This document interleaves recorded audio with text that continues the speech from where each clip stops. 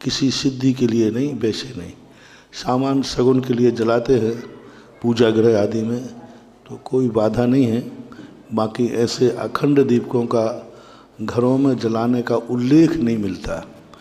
मंदिरों में तो मिले हैं, लेकिन घरों में अखंड ज्योति आदि जलाने की कोई आगम में, शास्त्रों में, देवताओं के विमानों में, चक्रवर्ती के घरों में ऐसा कोई उल्लेख हमें अभी तक देखने में नहीं आया।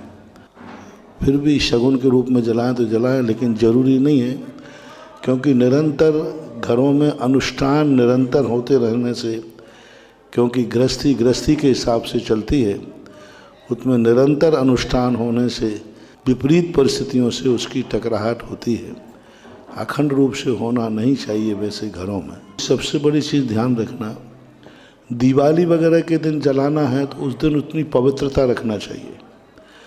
जब अखंड दीपक जल रहा है तो अनुष्ठान है, और जब घर में अखंड दीपक जल रहा है तो आपको ये भी ध्यान रखना पड़ेगा 24 घंटे पवित्रता का, बहुत पवित्रता, परिणामों में विशुद्धि का, घर में गलत कार्य नहीं हो, क्योंकि अखंड दीपक जल रहा है। और अखंड दीपक एक कहना चाहिए अनुष्ठान हो गया।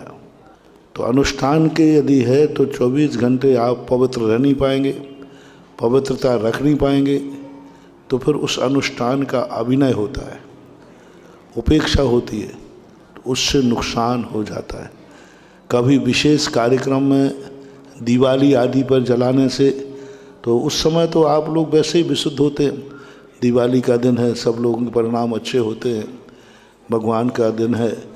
तो ऐसे दीपक जलाने के बाद सबसे बड़ी चीज़ उसका सम्मान कर पाओगे, पूरे घर में पवित्रता रख पाओगे क्या? उस समय उसका सम्मान होगा तो ही जलाना चाहिए।